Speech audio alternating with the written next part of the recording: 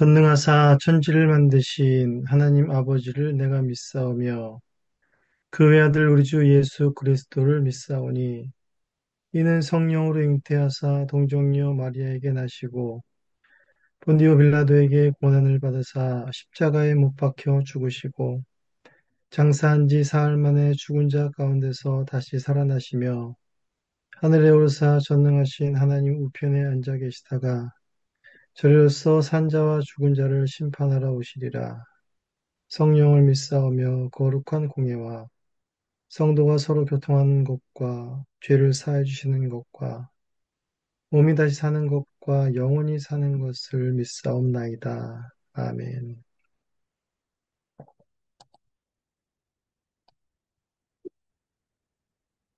이 시간에 찬송하시겠습니다. 찬송가 313장, 찬송가 313장, 찬송가 313장 1절과 2절을 찬송하시겠습니다.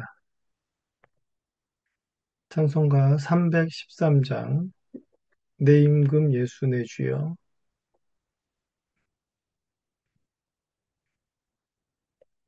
313장 1절과 2절을 찬송하시겠습니다.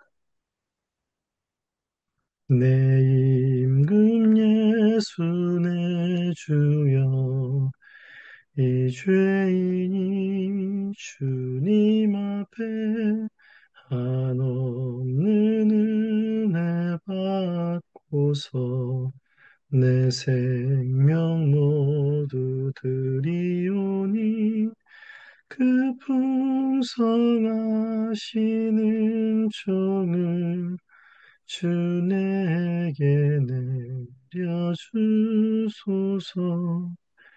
내 임금 예수 내 주여 내 허물을 덮으시고 주 십자가에 흘리신 그 피를 믿는 마음 보사 내 주한 죄를 사하여 참 평안한 맘 주소서. 네, 하나님 말씀 보시겠습니다. 하나님 말씀은 아모스 7장 10절에서 17절까지의 말씀입니다. 아모스 7장 10절에서 17절까지의 말씀입니다. 말씀을 봉독하겠습니다.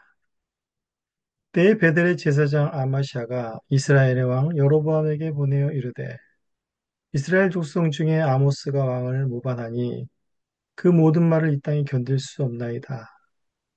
아모스가 말하기를 여로보암은 칼에 죽겠고 이스라엘은 반드시 사로잡혀 그 땅에서 떠나겠다 하나이다.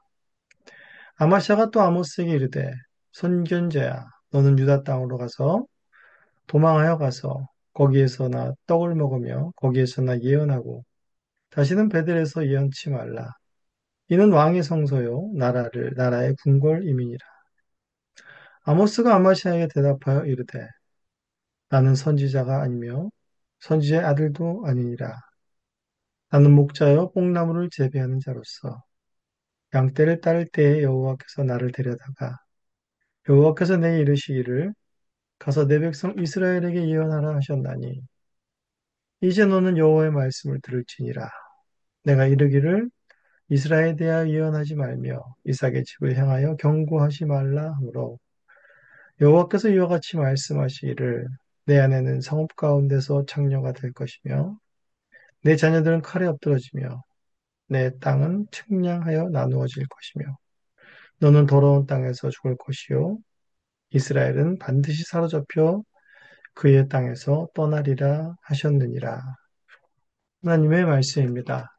하나님께 감사합니다. 예, 아모스 선지자는 이제 어제 본문부터 시작해서 이제 5가지 환상을 통해 하나님의 재앙이 하나님의 심판이 이스라엘에게 임할 것을 이제 말해주고 있습니다. 그런데 오늘 본문은 어제 3번째 환상에 이어서 이제 4번째 환상이 나와야 될 텐데 네 번째 환상이 나오지 않고 베델의 제사장인 아마샤가 아모스를 고발하고 경고하는 내용이 나옵니다. 네 번째 환상으로 바로 넘어가지 않은 것에는 바로 오늘 본문을 통해 그만큼 중요한 내용이 있다라는 것을 알려주기 위한 것입니다. 아모스는 심판 환상을 보면서 첫 번째 환상과 두 번째 환상에서는 어, 하나님께서 이스라엘의 재앙에 대해서 그 재앙을 내리지 않게 해달라고 중보자의 역할을 하였고 또 하나님께서는 그 기도를 또한 들어주시는 장면이 있습니다. 하지만 세 번째 환상에서는 이제 아모스의 중보도 없고 또 하나님께서 재앙을 돌이켰다는 그런 말씀도 없습니다. 이렇게 아모스가 이제 세 번째 심판부터 재앙부터 침묵할 수밖에 없었던 이유 그리고 하나님의 심판이 취소될 수 없는 이유 그 이유가 바로 이제 오늘 본문에서 나오게 되는 것입니다. 오늘 보면 이제 10절에서 13절은 베델의 제사장인 아마샤가 아모스를 왕에게 고발하고 경고하는 내용이 나옵니다. 아마샤는 베델의 제사장인데 아마도 제사장 중에서도 대표적인 제사장 중에서도 대표격인 인물인 것 같습니다. 왕에게 고소의 내용을 올릴 정도의 사람인 것으로 보아서 종교 지도자로서 북이스라엘에서 큰 영향력을 가진 자임을 알 수 있습니다. 아마샤는 이스라엘 왕 여로보암 2세에게 아모스를 고발하는데 그 내용은 바로 아모스가 왕을 모반했다라는 것입니다. 여로보암이 칼에 죽고 이스라엘은 포로로 끌려갈 것이다 라고 예언했다는 것이죠. 물론 아모스는 북이스라엘의 멸망을 예언한 것이 맞습니다. 하지만 이런 예언은 왕을 모반한 것이 아닙니다. 아모스의 선언에서는 절대로 정치적인 색깔을 가지고 아모스가 심판을 선언한 것이 아니죠. 하나님의 말씀을 온전히 전한 것입니다. 또한 그는 북이스라엘이 무서운 하나님의 재앙이 임하지 않기를 기도한 선지자였습니다. 이런 선지자를 아마샤는 정치적으로 북이스라엘을 혼란에 빠뜨리고 왕을 암살하고 역모자로 세우려는 그런 그런 모습을 보이고 있습니다. 이런 아마샤의 정체는 어떤 단순한 제사장이 아니라 이가 어떤 사람인지는 12절과 13절에 더욱 분명하게 드러납니다. 아마샤는 아모스에게 너는 유다 땅으로 도망가서 거기서 나 떡을 먹으며 예언하라. 다시는 여기서 예언하지 말라. 이렇게 말하죠. 이 말이 무슨 말인가 하면 바로 이곳은 내 구역이다. 내가 밥 벌어먹고 사는 내 구역이다. 한마디로 말해서 내 밥그릇에 손댈 생각하지 말아라. 이런 말을 하고 있는 것입니다. 즉 베델에서 제사장직을 하고 있는데 이 제사장직이 하나님과 전혀 무관하며 오직 자신의 밥벌이로만 생각하고 제사장직을 감당하였던 것입니다. 또한 그는 한 걸음 더 나아가서 베델은 왕의 성소요 나라의 궁궐이라 라고 말하고 있습니다. 성소라는 말은 하나님을 섬기며 하나님을 위해 구별된 곳임에도 폐역한 왕의 성소라고 말하고 있는 것입니다. 즉 아마샤는 베델에서 제사장직을 수행하면서 하나님과는 전혀 상관없는 제사장직을 수행하는 그런 자임을 알 수가 있게 되는 것입니다. 그래서 14절부터 17절에서는 아모스의 이에 대한 대답과 하나님의 심판의 메시지가 다시 나옵니다. 아모스는 아마샤의 말에 이렇게 대답하죠. 나는 선지자도 아니며 선지자의 아들도 아니고 목자요 뽕나무를 재배하는 자다라고 말합니다. 이 말은 자신은 지금 선지자로서 예언하는 것이 아니다라는 그런 말이 아닙니다. 이 말은 바로 윗절에서 아마샤 같이 직업적으로나 제사장 역할을 하는 그런 선지자 역할을 하는 그런 자가 아니다라고 말하는 것입니다. 이 말의 뜻은 단순히 나는 너희와 질적으로 달라라고 하면서 자기의 의의를 드러내는 말이 아니라 바로 15절에서 말하고 있듯이 15절에서 양떼를 따를 때 여호와께서 나를 데려다가 여호와께서 내게 이르시기를 가서 내 백성 이스라엘에게 예언하라 하셨나니 라고 말하는 것 같이 그는 철저하게 하나님의 부르심에 의해서 이 말씀을 전하고 있다라는 것을 강조하는 내용인 것입니다. 그리고 이제 16절에서 17절은 아마샤를 향한 하나님의 예언입니다.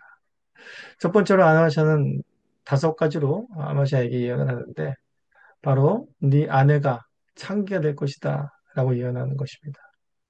이것은 그냥 단순히 몸을 파는 그런 여자가 될 것이다 라는 것이 아니라 바로 전쟁을 앞으로 임할 심판 아수르의 공격을 염두에 두고 하는 그런 말일 것입니다.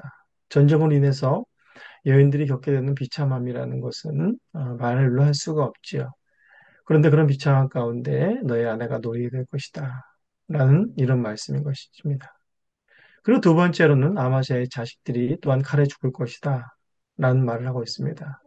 이 또한 전쟁으로 인해서 힘없는 아이들은 여지없이 또한 도태되고 죽임을 당하는 상황 가운데 놓여지게 되는데 바로 그러한 처지 가운데에서 피할 수 없으리라는 것이죠. 또한 세 번째로 아마샤의 땅에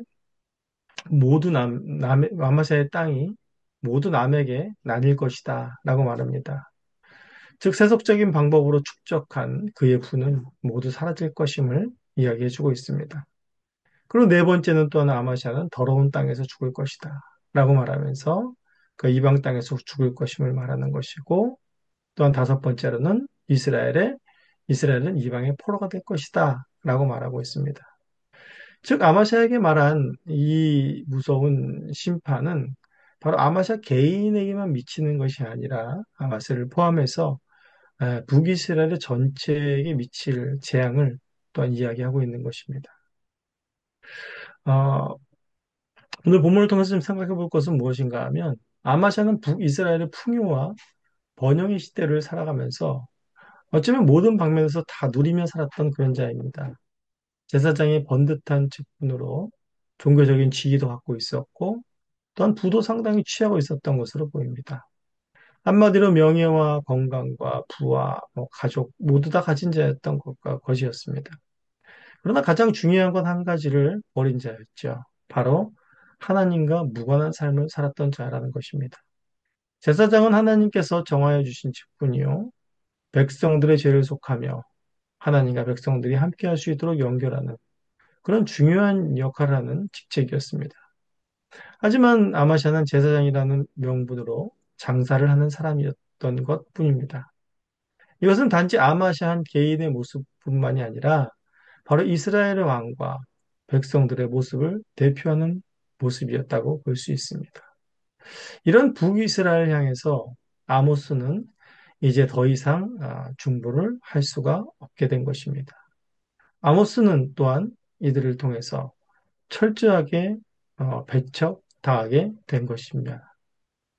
우리는 이 모습을 보면서 예수님의 모습을 생각하지 않을 수 없습니다. 예수님은 자기 백성들을 죄에서 구원하기 위해 이 땅에 오셨지만 누구도 예수님을 영접하지 않았습니다. 예수님이 제자들조차 세상의 권력과 명성을 얻기 위해 예수님을 따랐던 것입니다. 자기 백성들에게 또한 제자들에게 배척을 당하고 죽임을 당하신 예수님이십니다. 그러나 예수님은 그들을 끝까지 사랑하셨습니다. 십자가 부활을 통해 죄인들에게 영생의 길을 열어주셨습니다. 하나님 보좌 우편에서 예수님은 그의 백성들의 유일한 중보자가 되어 주셨습니다. 이러한 은혜가 우리에게 임하여서 우리가 이 새벽에 하나님께 나아갈 수 있는 것입니다. 오늘 우리는 이 새벽에 우리에게 임한 이 하나님의 은혜가 얼마나 놀라운 것인지를 깊이 묵상해야 할 것입니다. 오늘 하루의 삶도 부르심에 합당한 그런 삶을 살아가시며 또 하나님의 은혜를 사모하는 저와 교우님들이 되시기를 간절히 소원합니다. 이 시간 기도하도록 하겠습니다. 하나님 아버지 감사합니다. 저희들의 재앙 역시 북이스라엘의 죄악과 다를 바가 없으며 저들에게 미칠 재앙이 또한 우리에게 미칠 재앙이었음을 또한 오늘 이 아침에 묵상하게 됩니다. 하지만 우리에게 영원하고 유일한 중보자가 되신 예수 그리스도로 말미암아 우리가 죄에서 사함을 받고 또한 영원한 생명을 얻었습니다. 우리에게 임한 그 크신 은혜를 오늘 이 아침에 다시금 묵상케 하여 주시옵고 그 큰 은혜를 받은 자답게 또한 합당한 삶을 살아갈 수 있도록 은혜를 베풀어 주시옵소서. 또한 오늘도 그 크신 은혜를 베푸신 주님의 은혜를 또한 증언할 수 있는 주님의 증언자로 살아갈 수 있도록 은혜 내려 주시옵소서. 감사합니다. 예수님의 이름으로 기도합니다. 아멘. 다 함께 주님께서 가르치신 기도를 올리겠습니다. 하늘에 계신 우리 아버지여, 이름이 거룩히 여김을 받으시오며, 나라가 임하시오며, 뜻이 하늘에서 이루어진 것 같이 땅에서도 이루어지이다. 오늘 우리에게 일용할 양식을 주시옵고, 우리가 우리에게 죄 지은 자를 사하여 준 것 같이, 우리 죄를 사하여 주시옵고, 우리를 시험에 들게 하지 마시옵고, 다만 악에서 구하시옵소서. 나라와 권세와 영광이 아버지께 영원히 있사옵나이다. 아멘.